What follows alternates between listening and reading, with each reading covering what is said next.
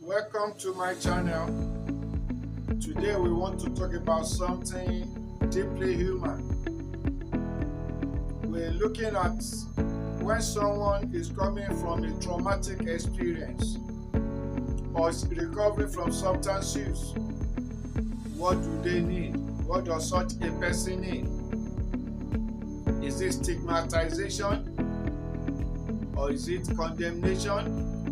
Is it some series of various forms of judgment? No. What such a soul, what such an individual needs is empathy, is compassion, is genuine care. So let us consider which of you at this age you are in never had a scar, never hit our foot against a stone, never stumbled, never had a mishap or a misjudgment. These are parts of life.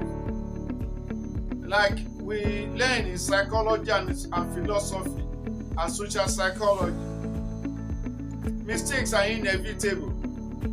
So what you just need to do is to see what can you do to reduce the mistake to the barest minimum. One axiom states that in the best of all circumstances and situations, accidents still happen. So I come to you as a counselor that when you see somebody coming out from a traumatic experience or battling with a dilemmatic situation of life, please let us show empathy, more of empathy. Like that Chinese proverb states, do not blame or judge a man unless and until you have walked a mile in his moccasins, that is in his shoes.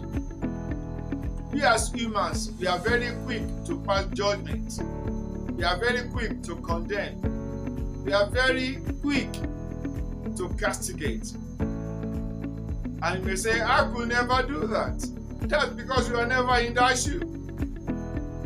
You have done better. Only thank God for the grace that you have. So as a counselor, I've seen where a good word has helped someone to overcome the previous challenges and start a new, very brand new way of life and living to achieve a better tomorrow. And in a similar manner, I've seen where judgmental statements, condemnatory statements, stigmatization have led people through the path that is so dark that it's been very difficult to bring them out of it.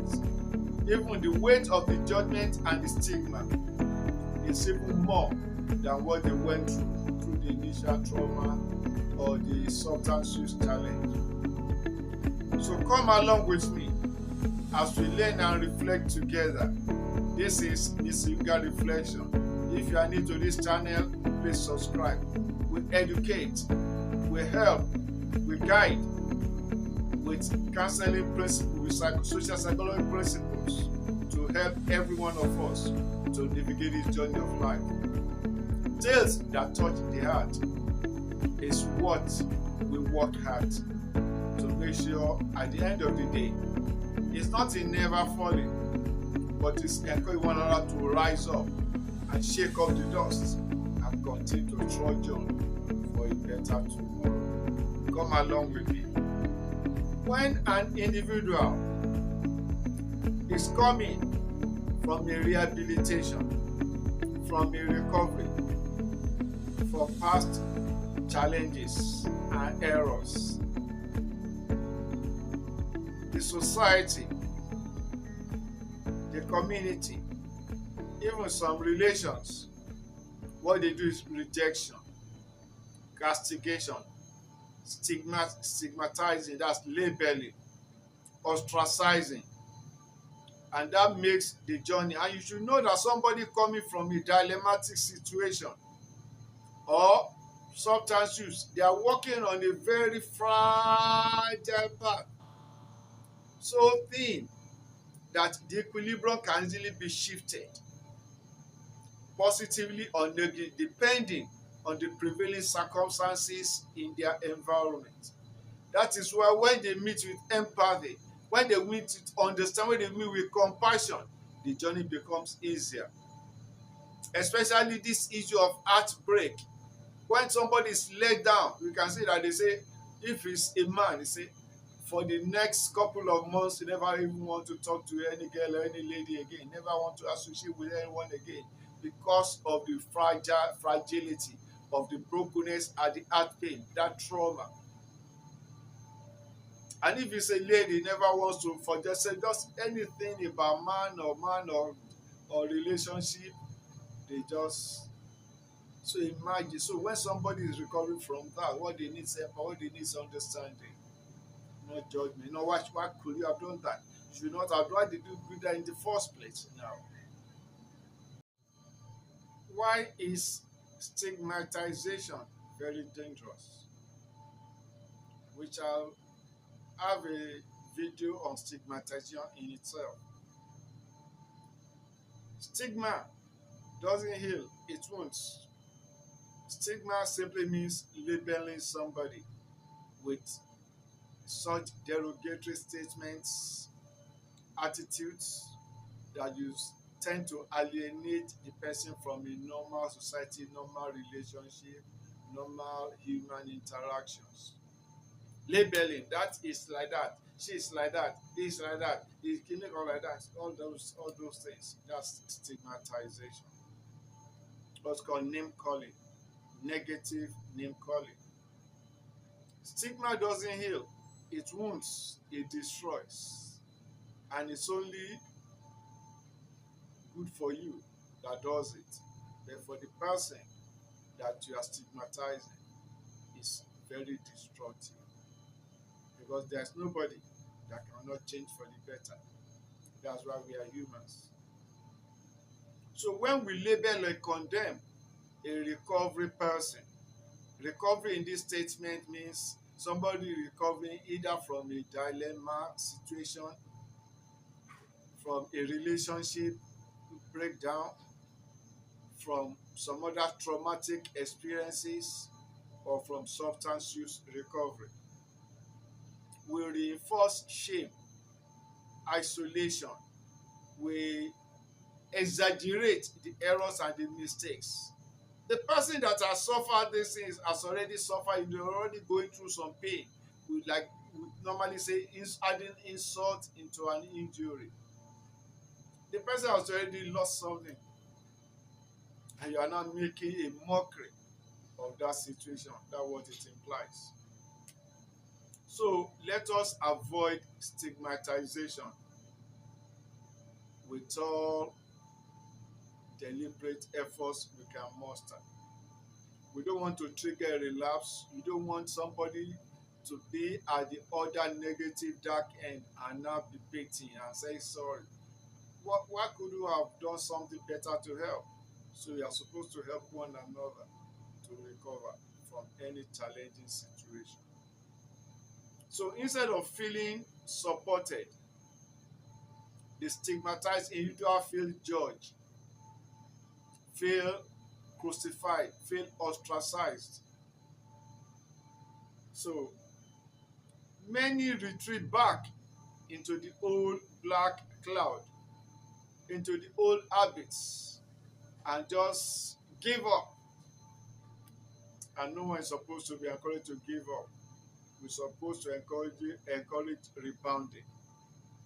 So what such a person needs, as we said earlier, is support, is care, is deep understanding of their situation predicament. Even if you don't understand it, just pray as if you understand. Okay, okay, okay. Then let's see how we can get you out of this situation. As long as there is life, there is hope, there is a better chance of a better tomorrow. Come on, get up. Don't give up. Now, you are much better than this. You can overcome this. That's what we're supposed to do. So, research in counseling and psychology and social psychology shows that social support and acceptance are very key predictors to long-term recovery process and surviving traumatic situation. That means we need to treat matters better than we think. What Now we may ask, are we expected to do for the recovery person? What do they actually need? Very good question. That is the path you and I have to follow. So, what they need, as has been stated earlier, is empathy, and that is the ability to feel with them, not for them. So imagine if you're in such a person's shoe that have gone through such a loss or through such a traumatic experience, how is it, and what do you expect from people around you that you care about and claim to care about you? They need compassion, and that is you see their pain for what it is without turning away as if you are not concerned. That is when to show that concern through fellowship, through care. They need genuine care, and that is being consistent with your accepting them, with your seeing what you can do to help to get out of that predicament. You show patience with them because they are the ones in pain, or he or she is the one in pain, and you show non-judgmental support. So no matter what decision, like we say doing counseling, heuristic rules, you say, well, there's nothing, like the Bible says, there's nothing new under the sun. They say in Yoruba, kí ló ṣe ẹ́ tí ò ṣe ẹnìkan rí? That was it that happened, that has not happened to anybody before. There's nothing new under the sun. Various experiences may, because somebody has gone through there. What happened to you now? What you did, somebody did it before and they survived it. Like the Bible says, we are not of them that draw back unto perdition. We are them that believe to the saving of the soul. So you don't look at the example of those that die and suffer and perish with the predicament. But look at those that survive it, and their story has become better and sweeter, and they have become models and mentors to many others. That's what Jesus did for Peter. Peter, one of the apostles of Jesus, very, very vibrant, very energetic, very faithful, very loyal. He told Jesus, I can never leave you. Jesus said, Peter, Satan decided to sift you, but when you are converted, when you survive it, strengthen your brethren. And what happened? At the last minute, Peter denied that he never knew Jesus. He even, I think he swore, saying no. But he survived it. And he became a very vibrant example of the apostle that encouraged. He became a very good encourager because he has passed through that channel before. So let us be good encouragers. That's what they need. Empathy says, I see your struggle and I choose to walk beside you. I choose to walk with you. Okay? And compassion says, you are more than your past mistakes. You can do better, you can achieve better, and tomorrow will be better. And care says, you still matter. Your life is precious. So when family members and friends and the community offer this kind of atmosphere to the recovery person, healing happens faster. Whether it's relationship healing, whether it's physiological healing from substance use, whether it's psychological healing from a form of abuse or the other. These are the things they need. These are the things they need. So the relapse risk is dropped to the barest minimum and self-worth grows. So the recovery individual begins to believe in him or herself that I can be whole again. This is why many people that are being physically abused do not say it out because of the stigma of the society. They have gone through pain already, they have been physically abused. Like the one ruling on in Nigeria now. She has been abused one way or the other, but thank God for the help that rose up for her. That is what we are expected to do in this situation. Show compassion, show true empathy, and show genuine care. As counselors, we are called to model empathy. When we are discussing with the client, you don't pass judgment at all under any circumstance. You show understanding. Because we know we are all humans. We are all humans. Like the Bible says, it said the heart is deceitful above all things and desperately you can know it. You can know it. And we see so many things happening in the social media. How people backstab and say, oh, why did you fall for such a thing? It happens. They say life happens.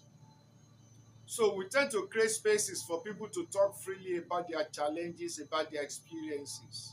And we try, without being labeled, they talk freely. And we try to guide them, showing them the pluses and minuses and the road to follow so that they make the final decision. We are encouragers. That's what I call it, Gara counseling. So, but it isn't just the counselor's job, it's the community's job because the time the client will have the counselor is limited. The client is still going back to the family, is still going back to a home, is still going back to a society. That is why this video is very important for you and I. We need to work to build together. Okay? Like Michael Jackson, let's work to make this world a better place for you and for me and from everybody from every race. Yellow, black, and white, and red. So every parent, every teacher, every pastor, and friends can become part of somebody's healing process. And that is why, please, don't judge, try and endeavor to understand more. Now, this segment is to the recovering person. Are you going through your recovery process from some of those things I mentioned earlier? From substance use, from relationship outbreak, from societal physical abuse, from psychological abuse, from parental abuse, or whichever you may be recovering from. This also is for you. Right now, know that your past doesn't define you. What happened to those define you are much better than that, and your tomorrow is better as the Lord lives. Healing is possible. Healing is practicable, healing is achievable, and you'll be healed. That's what this message is telling you. You deserve kindness. No matter what anybody else may be saying around you, you deserve kindness. Remember the story of that woman caught with adultery. The holier than thou people, Israel came around and said, Lord, this woman has been caught down dead in adultery. And the Lord says she should be stoned. So what do you say? He said, well, if any of you had never committed any sin before in your life up till now, take the first stone and throw it. And they knew. If they had deceived themselves and throw the stone, they know the repercussion will be irreparable for them. Like that statement said, to yourself be true. So some of us are quick to judge as if we are perfect, but there is no perfect human being on this earth. Everybody has something to cry about. You may not cry about it outside, but you know within you, you are not perfect. Everybody has some form of weaknesses and some trend. That's why you talk about the SWOT analysis in management. And management doesn't mean management of business, management of life. You take your strengths and your weaknesses, your traits and your strong points, and the opportunities available to you. So everybody has opportunity to make tomorrow better than yesterday. And that's why we have today. That just say enough for today is evil. There already there is some good, there is some evil. But what happened yesterday has happened yesterday. So believe and know that you still have a better chance. You deserve to be respected in spite of what has happened before. Okay? The woman that helped the children of Israel when they were going to Jericho was a harlot, Rahab. She had a second chance for life, so she was not condemned. So why must you and I make ourselves condemners? Don't give people chances to make sure you have you deserve support. And even when others don't understand, they refuse to understand. Never forget, have faith in yourself. Encourage yourself, like they say David encouraged himself in the Lord. Encourage yourself that as long as the Lord lives, as long as the Lord lives, I will overcome this. I will get over this. Your journey in this life is what continues as long as God has given the life and the breath and the opportunity. Endeavor to make the best of it. Remember, this is Nisimica Reflection. If you have not subscribed, please subscribe to the channel so that we share some counseling thoughts together. And if you have some questions, please put in the comment section. And if this video has been of help to you and you know someone that needs to hear this, please share with them. Okay, this is a counseling session. We teach and educate and enlighten how to make tomorrow better than yesterday and how to make the best of today. Okay.